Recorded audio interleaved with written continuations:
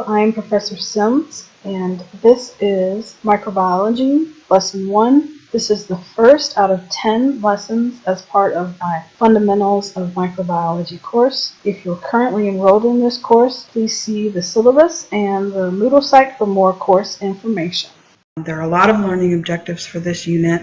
First, we want to talk about signs and symptoms, communicable diseases versus non-communicable disease, different types of disease, specifically iatrogenic, nosocomial, acute, chronic disease, the periods and stages of an acute infectious disease, different aspects of virulence, pathogenicity, pathogenesis, comparing different types of virulence factors, specifically exotoxins, capsules. There are others that we'll discuss. Epidemiology and its relationship to public health, different modes of transmission, contact, vector, vehicle modes of transmission, and then emerging and re-emerging infectious diseases. Section 15.1 is characteristics of infectious disease. So this is where they're talking about the difference between signs and symptoms of a disease. Signs of a disease, they're objective, they're measurable. So these are like vital signs, right? Fever, whether or not you have inflammation or an increased white blood cell count, those kinds of things. Symptoms are more subjective, they're more difficult to measure, but they're important. You do need to make sure that if a patient is coming to you with symptoms, that you use those symptoms in conjunction with the signs that you can measure to try to figure out what diseases they have. But symptoms are more of, things that are difficult to measure, like I'm very tired, I'm fatigued. Pain is classically a difficult symptom to measure because different people feel pain differently. Diseases can be either non-infectious or infectious. So non-infectious diseases are things that are brought upon due to genetics or the environment. So figure 15.2 here gives an example of sickle cell disease. This is a non-infectious genetic disorder that results in abnormally shaped red blood cells. And this is a problem because blood cells can stick together and they obstruct blood flow throughout the circulatory system, including in the lungs. And it's a genetic mutation, so it's not something that is infectious. Now, malaria is an infectious disease, and it also affects the blood cells, but it is zoonotic, and it is caused by Plasmodium falciparum, and it's transmitted via a vector, so it's transmitted from mosquitoes to humans. Communicable diseases are ones that are transmissible between individuals. So I can give it to you and you can give it to, they're transmissible between infected individuals. Contagious diseases are easily transmissible. So these two are very similar. Communicable it means that it's possible, right, to be transmitted. Contagious means that not only is it possible, it's very easy to do. Non-communicable diseases can be contracted via contact with environmental reservoirs or animals. So in other words, they need a vector, or they need some kind of like a fomite, they need some other method to be transmitted, not just person to person. Nosocomial diseases are contracted in hospitals. So these are hospital-acquired infections. Iatrogenic diseases are nosocomial, but they're more specific. They're a direct result of a medical procedure. So this is if you had a catheter and you end up with a yeast infection, something along those lines. If you have surgery and then you end up with a staph infection. Acute diseases are short in duration. Chronic diseases last for months or years or even a lifetime. And latent diseases are those that can lay dormant for years without any symptoms, without any signs, and then they come back. They reactivate. So they generally are not reproducing or showing any kinds of problems for the host, but then at any time they can come back and cause problems later. Characteristics of infectious disease, right? So this has to do with the infection period, and it's very closely aligned to the growth phase of microorganisms. This figure 15.3 shows the progression of infectious disease, and it divides it into 5 periods, which relates to the number of pathogen particles and the severity of signs and symptoms. So the number of pathogen particles, this is directly related to the growth and the reproduction of the microorganism. And then the severity of signs and symptoms, generally your signs are going to be low when you have a lower number of bacteria or virus, and your symptoms are going to be much higher as you have more and more and more, and your immune system is reacting. A lot of the symptoms that you have actually are coming from your own immune system fighting off the microbe. As your immune system starts to win the war, the number of pathogen particles is decreasing, and so is your symptoms. But they have named these periods. So we've got the incubation period, prodromal period, the period of illness, and then it peaks and you start to have the period of decline and period of convalescence. We did talk already about Koch's postulates in the intro lesson, but these are used to determine whether a microorganism is a pathogen, is it infectious, and then what genes contribute to, there's obviously a typo here, but what genes are contributing to the cause of disease. So again, the first thing is you have to be able to observe the causative agent is absent from healthy individuals, but present in diseased individuals. And then you have to isolate that causative agent, and then you can put that causative agent into a healthy individual and see that the causative agent is present in the infected individual and that they have undergone illness as a result. So this is how you confirm a pathogen is the cause of a particular disease using these postulates. Now, virulence, this is the degree to which a pathogen can cause disease. And you can quantify it mathematically. You can measure it by calculating what is called the LD50. So on figure 15.5, this shows percent mortality in an experimental group. So how many people are dying versus the number of pathogenic agents, how many cells, microbial cells or virins, how much virus is present. This is plotting the LD50, which is, in this case, let's see, LD50, 10 to the 4th pathogenic particles. So this is the point where 50% of the infected individuals are dying. Stages of pathogenesis in order are exposure, adhesion, invasion, infection, and transmission. So this is when an individual is exposed to the pathogen.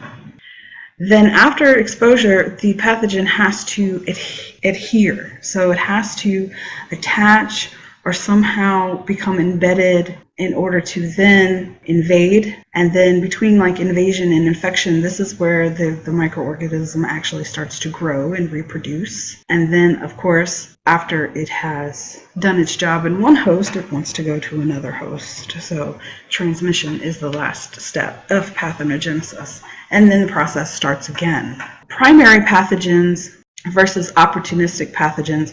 Primary pathogens are occurring in otherwise healthy individuals. So it's causing pathological changes in a healthy individual, whereas opportunistic pathogens only cause disease when an individual is already compromised. And this could be in the break in the skin, like breaking your protective barrier. Your skin is your largest organ and it protects you from lots and lots of outside pathogens. Or this can happen in someone who has immunosuppression, so someone who already has a low white blood cell count. Any number of things can cause immunosuppression. Somebody that is dealing with leukemia, for example, or is infected with HIV, and then they're exposed to another pathogen, those would be opportunistic pathogens. Infections can be local, focal, or systemic. And this depends on the extent to which a pathogen spreads. So you can have a local infection, like a staph infection. Systemic, though, is going to be something that's in your bloodstream, for example. And secondary infections Again, as opposed to primary and opportunistic infections, these occur after a host's defenses are compromised by a primary infection or an antibiotic treatment. So the secondary infection is quite similar to an opportunistic pathogen, but this opportunistic bit is more of a physical thing, where secondary infection seems to be more of like a chemical. Pathogens enter the body through portals of entry, and this shows several different. So your whole head is basically just a portal of entry. Your eyes, your nose, your mouth, your ears. And then, of course, pathogens can pass through the placenta into your anus, vagina, urethra. Of course, any area where you have lacerations in your skin, insect bites, mosquitoes, and passing malaria. And a lot of people already are aware of that, but what they don't think of is the way that pathogens can leave your body. So we're talking about all kind of bodily fluids: tears, milk, vaginal secretions, skin, urine, semen, feces, blood, earwax, all of these ways that you can transmit pathogens. Sections 15.3 and 15.4, these are talking about virulence factors of pathogens. This is when an individual is exposed to the pathogen. Then after exposure, the pathogen has to adhere. So it has to attach or somehow become embedded in order to then invade. And then between like invasion and infection, this is where the microorganism actually starts to grow and reproduce. And then, of course, after it has done its job in one host, it wants to go to another host. So transmission is the last step of pathogenesis. And then the process starts again. Primary pathogens versus opportunistic pathogens. Primary pathogens are occurring in otherwise healthy individuals. So it's causing pathological changes in a healthy individual, whereas opportunistic pathogens only cause disease when an individual is already compromised. And this could be in the breaking the skin, like breaking your protective barrier. Your skin is your largest organ, and it protects you from lots and lots of outside pathogens. Or this can happen in someone who has immunosuppression, so someone who already has a low white blood cell count. Any number of things can cause immunosuppression.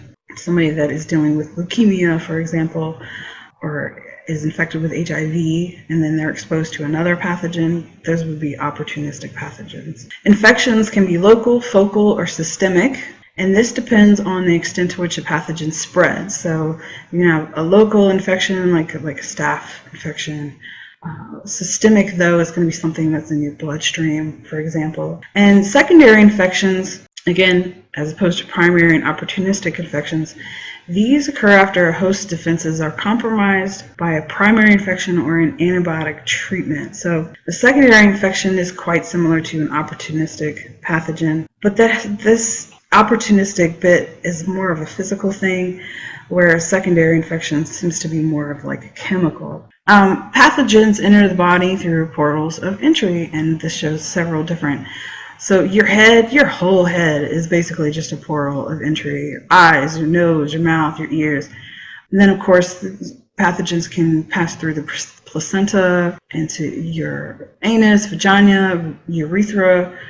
Of course, any area where you have lacerations in your skin, insect bites, mosquitoes, and passing malaria. And a lot of people already are aware of that, but what they don't think of is the way that pathogens can leave your body. So we're talking about all kind of bodily fluids: tears, milk, vaginal secretions, skin, urine, semen, feces, blood, earwax, all of these ways that you can transmit pathogens. Sections 15.3 and 15.4, these are talking about virulence factors of pathogens. So when you're discussing virulence factors, you're talking about those stages of parthenogenesis where we're talking about adhesion, invasion, and infection. So virulence factors contribute to the pathogen's ability to cause disease in these ways: to adhere, to invade, to infect. Virulence factors include adhesions, endotoxins, exoenzymes,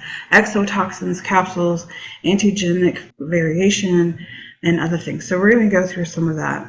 This figure 15.7, this is a glycocalyx slime mold. Glycocalyx is produced by bacteria. In this case, it's forming a biofilm. The biofilm allows the cells to adhere to host tissues. This is actually showing a biofilm on a catheter device. Endotoxin is the lipid A component of a gram-negative cell envelope. So we're going to talk some more later about the difference between gram-negative and gram-positives. For now, just know that an endotoxin is associated with the lipid A of gram-negative cells. So figure 15.13, lipopolysaccharide is composed of lipid A, an O-specific polysaccharide side chain.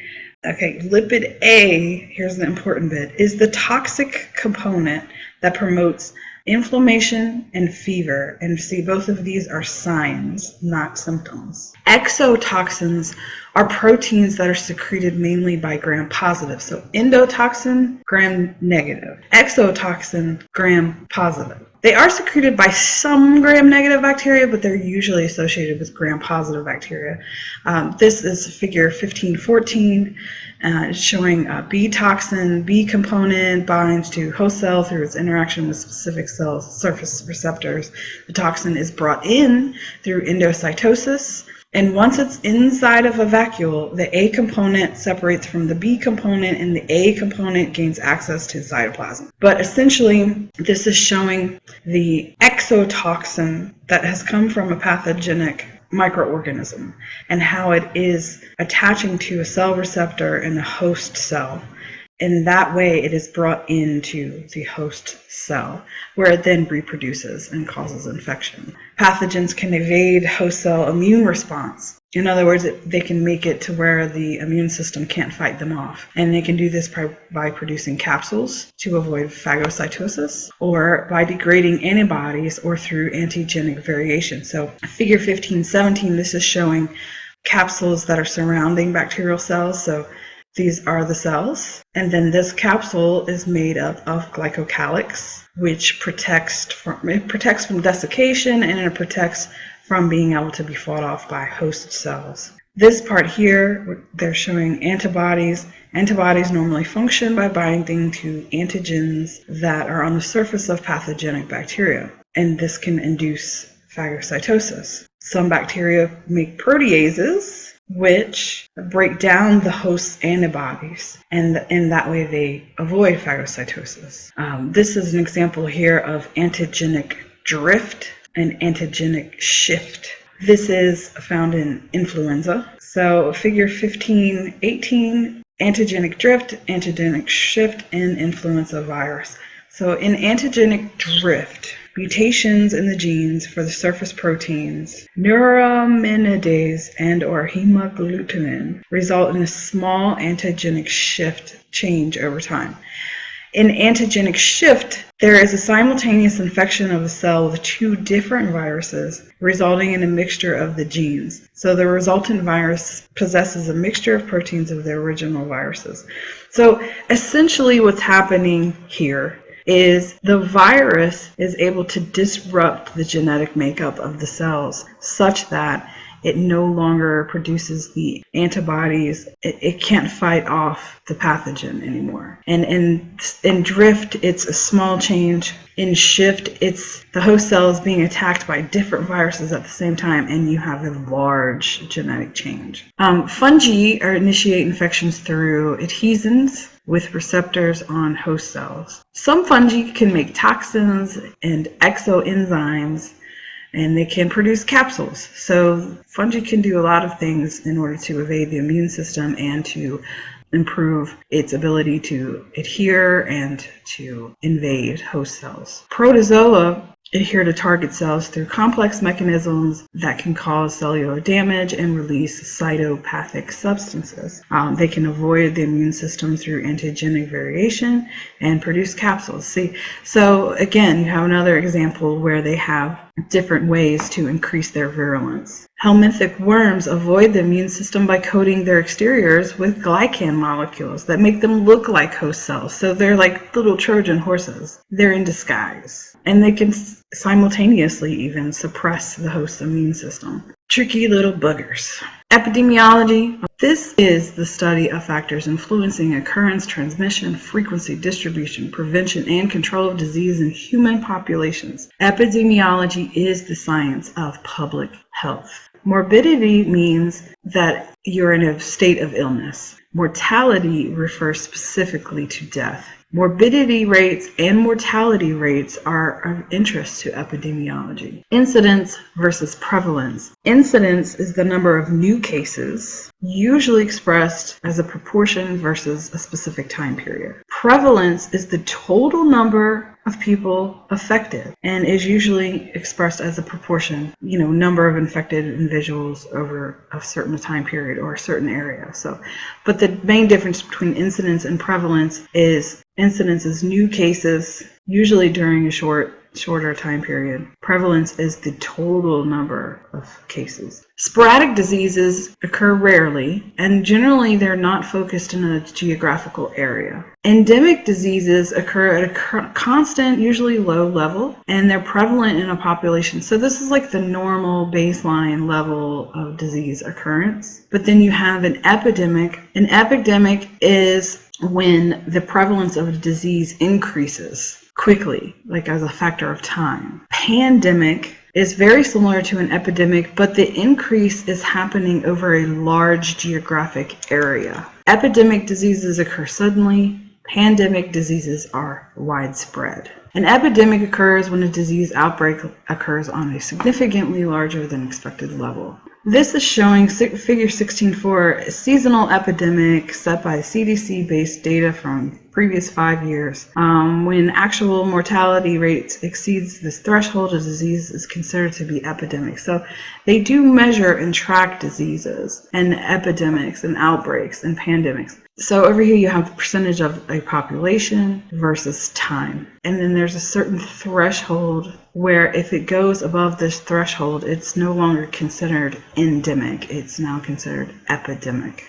Early pioneers of epidemiology studied disease at population level. Now, this guy here, John Snow, is considered the father of epidemiology. And this figure 16.5 shows a map of an area where he was able to track down the source of cholera. And he found out that it had to do with the contaminated water source. So this is back in the day where they had like a water pump in the middle of a neighborhood or downtown, and everybody would have to go to the water pump to get their water and then bring it home to use it. He was able to trace back all of these incidences of a cholera epidemic. They seemed to be completely unconnected until he figured out that they all were using the Broad Street water pump, and he was able to trace it back. Florence Nightingale, you've probably heard of Florence Nightingale.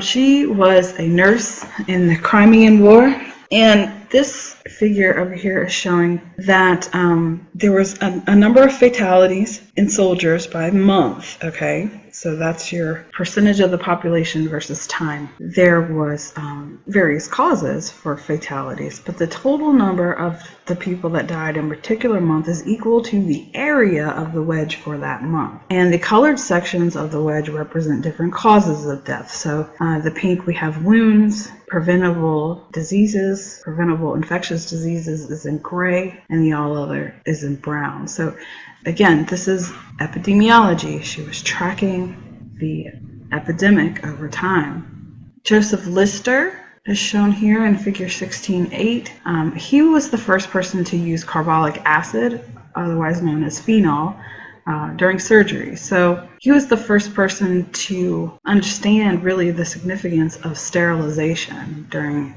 surgeries in order to prevent what is now known as an genetic disease. That was Joseph Lister, and you probably have heard of him from Listerine. He was the person that came up with and invented Listerine, which wasn't always used as a mouthwash. I'll let you look that up. Tracking infectious disease: descriptive, retrospective, prospective, analytical, experimental. So descriptive epidemiology uses case analysis, patient histories, happening usually while it's still occurring. Descriptive epidemiology is what they were doing during the Ebola recent Ebola outbreak. Retrospective epidemiology is using historical data to identify association with disease and state of present cases. So retrospective epidemiology is generally used when we're looking at re-emerging diseases. Prospective epidemiology gathers data and follows cases to find association. It's trying to predict future epidemics. Analytical epidemiology studies compare groups to uncover links between environmental or genetic. So analytical epidemiology is looking primarily at non-communicable diseases. Experimental epidemiology looks at causation in disease or in treatment by manipulating subjects and comparing them with controls. So section 16.3 is talking about modes of disease transmission. Figure 1610 is giving some examples of very common reservoirs of diseases, including human, animal population, soil, water, inanimate objects. So here we've got a very common reservoir for pathogens are doorknobs, door handles. Then of course we've got towels, washcloths, sponges. Your kitchen sponge is disgusting. And then of course things like syringes and other different things that are handled on a regular basis. These are all examples of fomites. Then of course you have contact transmission. Contact transmission it's a classification, so it could be either direct contact or indirect contact. Or with a host, right, that would be direct contact, or with a fomite, so that would be indirect contact. In other words, an infected host has touched an object and then you touch the object, and that would be indirect contact transmission. Vector transmission occurs when a living organism is carrying an infectious agent on its body, that would be termed mechanical, or in its body, that would be biological. And it transmits that infectious agent to a new host. So in this figure, you've got a fly that picks up a pathogen from fecal matter, and it's on its body, so that's mechanical. It's transferred to food, so that would be the fomite, and then the person eats the food. This is a vector transmission. Over here, we have transmission of malaria via mosquito. So the mosquito is the vector, and it is biological vector. Over here, the fly is a mechanical vector. Over here, the mosquito is the biological vector. Vehicle transmission occurs when a substance, such as soil or water or air, is carrying the infectious agent. Droplet contact, this is when you're breathing on somebody, you're coughing or you're sneezing, and it transmits your cold virus, for example. Airborne transmission is different from droplet contact in that in order for something to spread via airborne transmission, it has to be further than a meter away. In other words, the bacteria or the virus has to survive in the air, and it has to be able to travel a meter or more in order for it to be considered airborne transmission. So these are aerosols that you breathe in. Fecal-oral transmission is really disgusting. This is how cholera is transmitted, for example. You get waterborne pathogens that have come from feces. This is generally, the water supply has been contaminated by sewage, lack of latrines or something like that, and then that water is ingested.